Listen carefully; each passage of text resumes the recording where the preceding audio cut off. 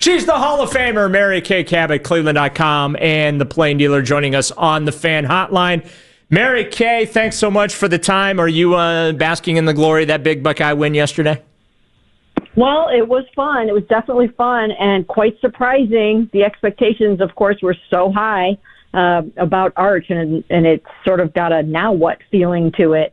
But, of course, you saw the Browns' bigwigs there, and it was quite a day, quite a kickoff to college football. Yeah, I kind of feel like that we, I don't know, do we blame the fact that like Jimmy Haslam, Andrew Berry, Kevin Stefanski, the entire front office took up half the press box at Ohio Stadium? Do we blame them for the dud for Arch Manning yesterday? Because, man, I was expecting to see a lot of fireworks, and it turned into a defensive tussle.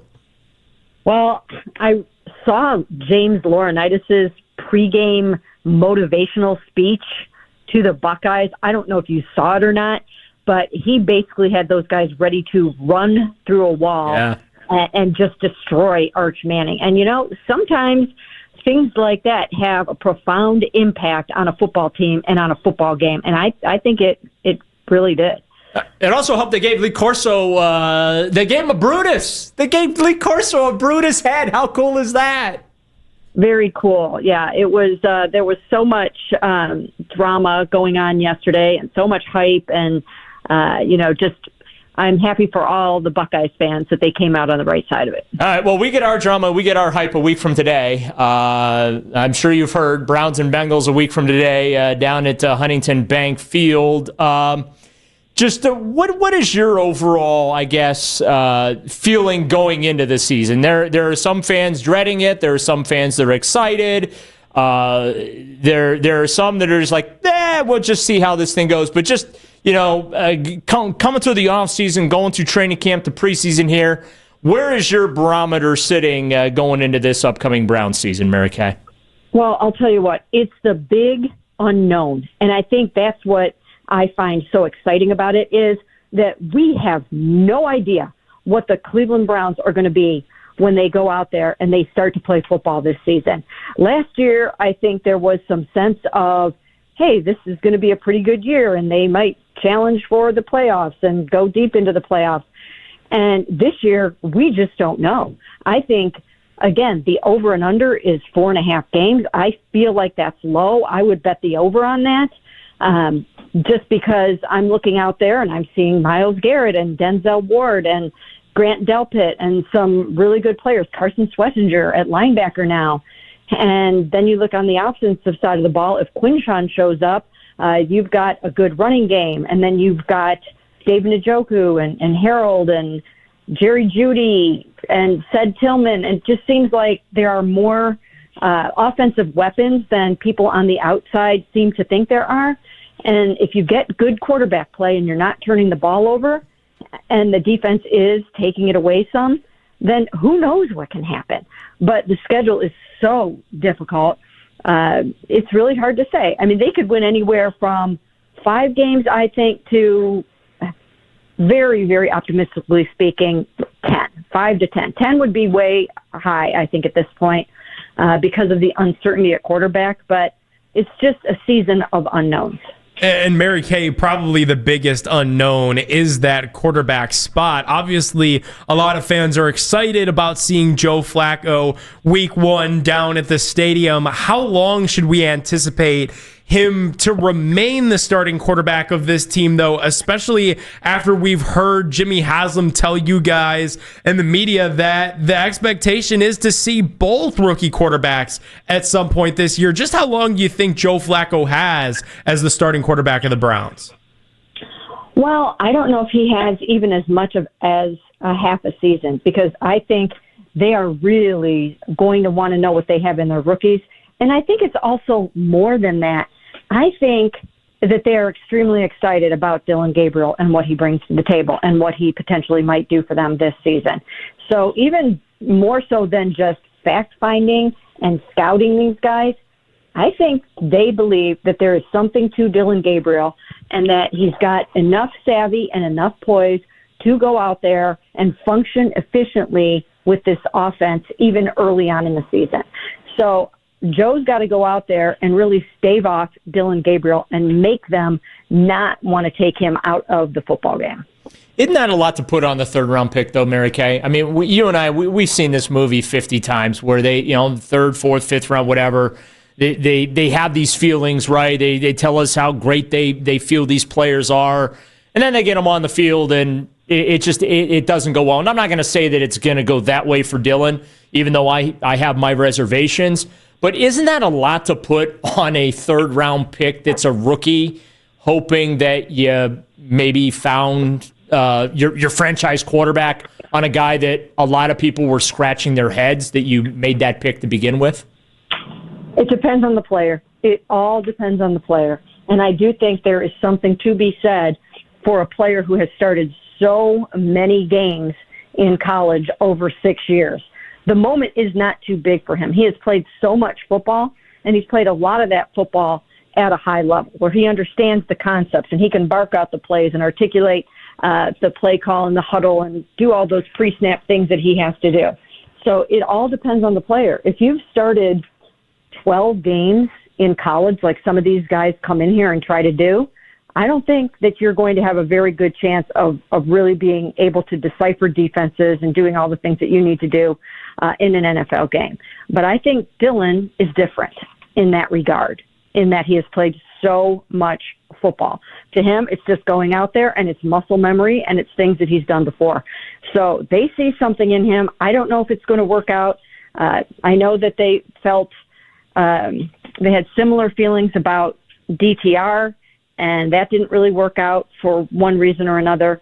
But that's how they feel about Dillon, and I don't think they're going to want to wait, half a season or 3/4 of the season to see what he can do.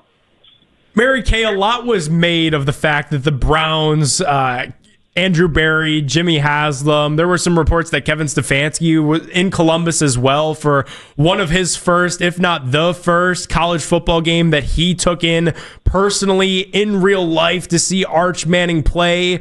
Does that speak to the Browns' confidence in Andrew Berry and Kevin Stefanski heading into this season? Because a lot of fans will sit here and say, well, you don't get many chances at life in the National Football League after you only win 3 games. Certainly not going to be the case if you only win 3 games in 2 straight seasons, right?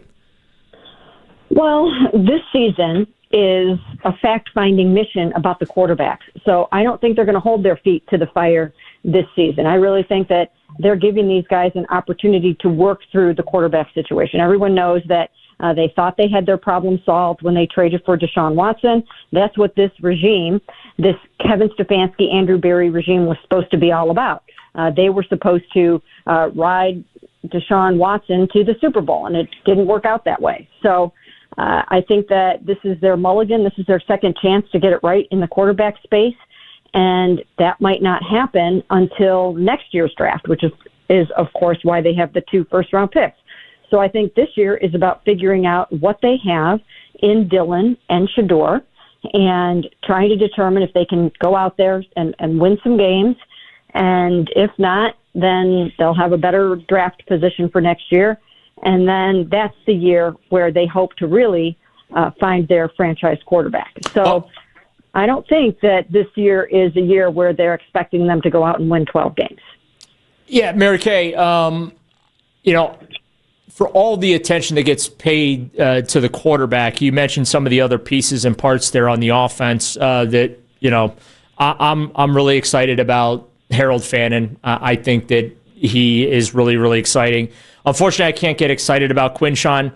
Well, let's go there. Like, where are we? It feels like this whole situation is the great unknown, right? The league is still doing their thing, and it almost feels like the Browns aren't going to move until the NFL moves one way or the other. What are you hearing on the Quinshan situation?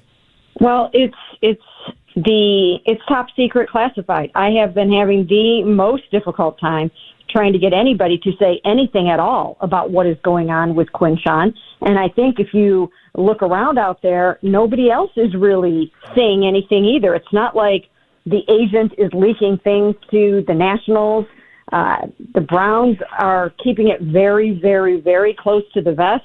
No one is saying anything. I mean, the only thing that I can surmise, and I don't know for sure, is that the contract piece must have something to do with the guarantees because the money, the amount is slotted. Right. So we know that 7 second-round picks have received full guarantees, including Browns linebacker Carson Schlesinger. So I'm guessing that maybe that's part of it, that they're holding out for that full guarantee, but I don't know. I don't know that for sure. I'm just guessing because I don't know what else the contract thing can be unless unless there's dialogue over the suspension situation or the possible suspension. I've heard from some people that maybe he's not going to get suspended at all. So I don't really know what the situation is. Excuse me, but I do think that there probably will be some movement this week. We know that deadlines make deals. Yeah. And I think we'll see something this week. I honestly thought it was going to be on Friday. Like, I was glued to my phone like at 4:30. I was waiting for the Labor Day weekend 5 p.m. league news dump, and I was actually a little surprised that it didn't come. I want to talk about Harold Fannin Jr. though, because he's one of my favorite rookies. I love Carson too, but I think that was such a great pick by Andrew Berry. Just the thought of the damage that he and David Njoku are going to be able to do this season, regardless of who the quarterback is. But having him, I think, is going to help, especially if they do transition away from Joe Flacco to the rookies real fast. Having a kid like Harold that can catch the ball in so many spots is going to be helpful. What did you think of that pick at the time? And then your thoughts on the camp in the preseason that he had. Well, I liked the pick at the time because I knew that these guys were going to be playing way more 12 personnel this year, 2 tight end sets, and maybe even some 3 tight end sets. So I wasn't surprised that they went with another tight end and a really good one, a really extremely productive one. And then when he gets here and you see what he can do, and you can see that he's almost like another big receiver, you kind of see the wisdom and understand where they were going with all of this. And I think paired with David, he's going to be dynamite. So I really do think that, once again, these are some of the reasons why maybe the Browns aren't going to be as horrible as everyone thinks they're going to be this year. Again, not saying that they're a surefire playoff team or anything like that, but they just might be able to move the ball a little bit with some of these guys. Again, especially if Quinshan comes in and is able to help run that power running game that they want to run this year. So if you've got Joe able to get the ball downfield to Jerry and Ased and to now Isaiah Bond and Jamari Thrash, and then you've got the 2 tight ends, and you've got Quinshan, and you have a good offensive line, just maybe they might be able to score some points this year. And a big reason for optimism on the other side of the ball, Mary Kay, at least to me, has to be that defensive line. Like, the amount of just really talented dudes that they've stockpiled all across that defensive line, it surely bodes poorly for opposing quarterbacks. And I think that's all going to start week 1 against Cincinnati and Joe Burrow. Am I right? Well, I would think so. I mean, Miles has really looked very, very powerful in camp. And, I think quarterbacks are going to have to be afraid in that regard because now he also has such a strong and stout interior that where are you going to go? Where are you going to move to? When they're coming at you up the middle, they're coming at you from the outside, and it's going to be tough. These guys are going to have to play a quick game. They're going to really have to get rid of the ball very quickly. They're going to have to be shifty. They're going to have to be creative with, what they do with checkdowns and short, just short passes and things like that, because these guys are going to be coming fast and furious, and it's going to be really, really interesting to see how it looks in a real game because in practice and in the preseason games, it's looked really good. Yeah, I agree with you, Mary Kay. And look, I'm not saying they're the 2001 Ravens or they're the 1985 Chicago Bears, but hey, weird stuff happens in sports. That's why we all love it so much because you never know what can happen, and I'm with you. I really think that this defense has the potential to carry this team. The question for me is how much carrying can they do?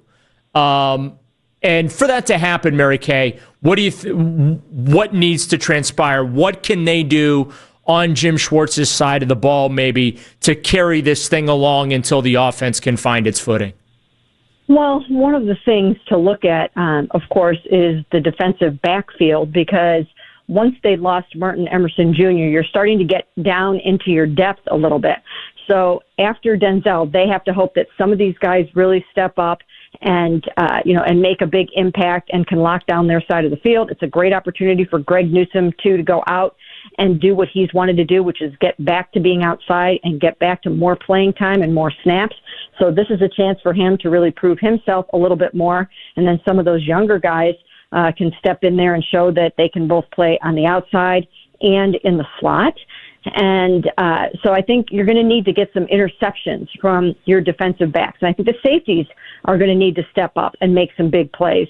And I think it's time for Grant Delpit. I've been saying this for a long time, and Grant keeps on talking every year about how he wants to step it up and he wants to be more of a leader and make more of an impact. Well, this is his year, I think. This is his opportunity to go out and back that up and force some of those fumbles and get some of those interceptions and make some of those big plays and really make some noise to make his first Pro Bowl. I think that's what Grant needs to do. Well, Mary Kay, I was going to ask you for a season prediction, but I think you gave it to us earlier. You said take the over on the 4.5, right? Well, I would do that. I mean, if I had to make a prediction right now, I think I would probably say 7 games. But again, we're just guessing right now. Yeah. It's so hard to predict what kind of quarterback play you're going to get, because in addition to, people think they know exactly what Joe Flacco is, but the truth of the matter is that it's been a couple of years since Joe has played here, and now he's 40, and maybe he is still what he was in 2023 in this particular offense, but nobody really knows that for sure yet. So that's an X factor. Quinshan is an X factor. Some of the defensive stuff we don't know about yet. So we just don't really know, and I can't wait to find out. Yeah, and that's why you're the Hall of Famer and I'm not, Mary Kay, because you probably have it better figured out than I do. I don't know about that. Love you so much. Thanks so much for the time as always, and I'll see you in Berea tomorrow. Okay, sounds great. Take care. Thanks for having me. Thanks, Mary Kay. Mary Kay Cabot, the Hall of Famer. She's the best, from Cleveland.com and the Plain Dealer.